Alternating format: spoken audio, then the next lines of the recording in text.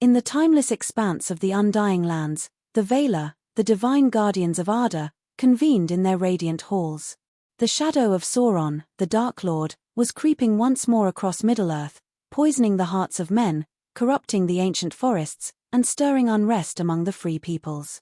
To counter this growing menace, the Valar chose 5 emissaries from among the Maiar, lesser spirits of their kin, to walk among mortals and guide them. These were the Istari, the wizards, and chief among them was Olorin, who would come to be known as Gandalf. Olorin was reluctant at first. His heart, though wise and compassionate, trembled at the thought of facing Sauron, whose power he had witnessed in ages past. But Manwë, the lord of the Valar, and Varda, the star-kindler, saw in him a spark of courage and wisdom unmatched. "Go, Olorin," Manwë said, "for your love of the small and humble will be their salvation." Thus, clad in the form of an aged man with a weathered cloak and a staff, Olorin arrived on the shores of Middle-earth at the Grey Havens, around the year 1000 of the Third Age. The elves of Lindon, led by Círdan the shipwright, greeted him. Círdan, with his piercing foresight, saw the fire in Olorin's spirit and gifted him Narya, the Ring of Fire, one of the 3 elven rings. "This will aid you in kindling hope where despair takes root," Círdan whispered. Gandalf, as he was named by the men of the North, accepted the ring with a nod, feeling its warmth against his heart. His journey had begun. For centuries, Gandalf wandered the wilds of Middle-earth, a solitary figure cloaked in grey, his staff tapping softly against the earth.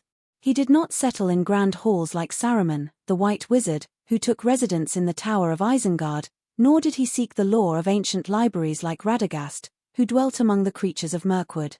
Gandalf's path was among the humble farmers, merchants, and villagers who knew him as a bringer of tales, fireworks, and quiet wisdom. In the north, among the men of Ornus remnants, he earned the name Mithrandir, the Grey Pilgrim. He walked the crumbling roads of Anúminas, listened to the songs of the Dunedain, and shared pipes of Longbottom Leaf with hobbits in the Shire, a land yet to play its great part. To the hobbits, he was a meddlesome old man, always stirring their youth to adventure with his stories of dragons and distant mountains. Yet Gandalf saw in their simplicity a strength unknown even to themselves. His wanderings were not aimless. Sauron's influence was growing. Orcs multiplied in the misty mountains, and whispers of a shadow in Dol Guldur reached Gandalf's ears. He visited the elven realms of Rivendell and Lothlorien, consulting with Elrond and Galadriel. "The enemy stirs," he told them, his grey eyes clouded with concern. But his form and purpose remain hidden. In 2063, Gandalf ventured alone into Dol Guldur, the dark fortress in Mirkwood.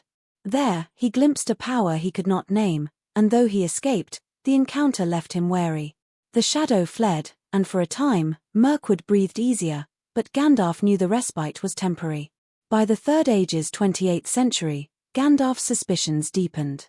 The shadow had returned to Dol Guldur, stronger and more malignant. He urged the formation of the White Council, a gathering of Middle-earth's wisest, Elrond, Galadriel, Círdan, Saruman, and himself. Saruman, now the council's head, dismissed Gandalf's fears, claiming the One Ring was lost forever, washed to the sea. But Gandalf's heart was not eased. In 2850, he infiltrated Dol Guldur again, discovering the truth. The necromancer was Sauron himself, slowly regaining strength. In Dol Guldur's dungeons, Gandalf found Thrain II, the Dwarf King, broken and dying. Thrain entrusted him with a map and a key to Erebor's secret door, whispering of his lost ring, one of the 7.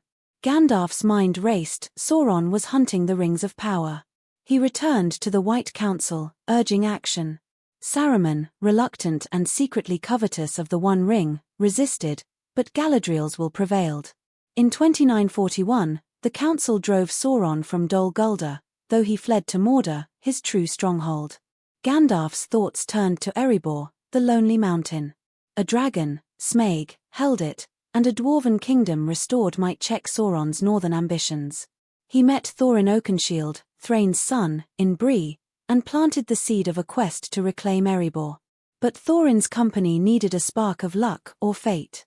Gandalf's mind drifted to the Shire, to a hobbit named Bilbo Baggins, whose courage he had long suspected. In the spring of 2941, Gandalf arrived at Bag End, smoke rings curling from his pipe. Bilbo, comfortable and resistant, was bewildered by the wizard's proposal of adventure. Yet Gandalf saw in him a resilience that Thorin's dwarfs lacked. "I am looking for someone to share in an adventure," Gandalf said, his eyes twinkling. By dawn, 13 dwarfs and 1 flustered hobbit were on the road to Erebor. Gandalf guided the company through perils, trolls, goblins, and stone giants. In the misty mountains, he rescued them from goblin hordes, slaying the great goblin with his sword, Glamdring. But it was in the dark tunnels beneath that fate turned. Bilbo, lost and alone, found a small golden ring. Gandalf, sensing a shadow on the hobbit's tale of riddles with Gollum, felt unease but could not yet name it. When Gandalf left the company to attend the White Council, he entrusted Bilbo with their safety. His faith was rewarded. Bilbo's courage and the ring's unseen aid saw them through Mirkwood and to Erebor. Smaug fell to Bard of Dale, and though Thorin's greed led to his doom, Erebor was reclaimed. Gandalf returned to find the Battle of 5 Armies won, a fragile alliance of men, elves, and dwarfs holding against Sauron's orcish probes. Bilbo, weary but wiser, returned to the Shire, the ring in his pocket. 60 years passed. Gandalf roamed Middle-earth, piecing together the puzzle of Bilbo's ring. Its power over Gollum, its effect on Bilbo's long life, and ancient texts in Gondor's archives pointed to one truth: it was the One Ring, Sauron's master weapon. In 3001, Gandalf attended Bilbo's 111th birthday, watching as the hobbit vanished with the ring. His heart heavy, Gandalf urged Bilbo to leave it for Frodo, his heir. Bilbo, reluctant, departed for Rivendell, and Gandalf's fears were confirmed. He sought Gollum, capturing him with Aragorn's aid in 3017. From Gollum's wretched tales, Gandalf learned the ring's path and Sauron's hunt for it. In 3018, he tested the ring in Frodo's fire, revealing the fiery script of Mordor. "This is the One Ring," he told Frodo, his voice grave. "You must bear it, for none other can." Knowing Sauron's eye was turning to the Shire, Gandalf sent Frodo to Rivendell, but treachery awaited. Saruman, corrupted by his own lust for the ring, betrayed Gandalf, imprisoning him atop Orthanc. Gandalf's heart sank as he saw Saruman's army of Uruk-hai forming. But hope came on wings. Gwaihir, the great eagle, rescued him, and Gandalf fled to rally aid. In Rivendell, he joined the Council of Elrond, where Frodo volunteered to destroy the ring in Mordor. The Fellowship of the Ring was formed: Frodo, Sam, Merry, Pippin, Aragorn, Legolas, Gimli, Boromir, and Gandalf. The Fellowship's path was fraught. In Moria, Gandalf faced the Balrog, a demon of Morgotha's age. On the bridge of Khazad-dûm, he stood alone. "You shall not pass," he roared, shattering the bridge. The Balrog fell, but its whip dragged Gandalf into the abyss. The Fellowship mourned, believing him lost. In the depths, Gandalf battled the Balrog through fire and shadow, ascending Ziraxigil's peak. There, he slew the demon but perished in the act. His spirit, freed from its mortal form, lingered until the Valar intervened. Sent back by Iluvatar's will, Gandalf returned as Gandalf the White, clothed in radiance, his power and purpose renewed. He reunited with Aragorn, Legolas, and Gimli in Fangorn Forest, revealing Saruman's treachery. In Rohan, he freed King Theoden from Wormtongue's spell, rallying the Rohirrim. At Helm's Deep, he led Erkenbrand's cavalry, turning the tide against Saruman's army. With Saruman's staff broken and Isengard flooded by Ents, Gandalf turned to Gondor, where Sauron's shadow loomed. In Minas Tirith, Gandalf became the de facto leader as Denethor, the steward, descended into madness. He counseled strategy, bolstered morale, and saved Faramir from Denethor's pyre. During the siege of Gondor, he faced the Witch King, holding the gate until Rohan's horns sounded. The Battle of the Pelennor Fields raged, and though losses were great, victory came with Aragorn's arrival. Gandalf's heart remained with Frodo and Sam, now deep in Mordor. He led a desperate march to the Black Gate, drawing Sauron's eye from the Ringbearer. As Frodo faltered at Mount Doom, Gandalf's hope wavered, but Sam's loyalty prevailed. The ring was destroyed, Sauron's power shattered, and Barad-dûr fell. Gandalf crowned Aragorn King Elessar, seeing the age of men dawn.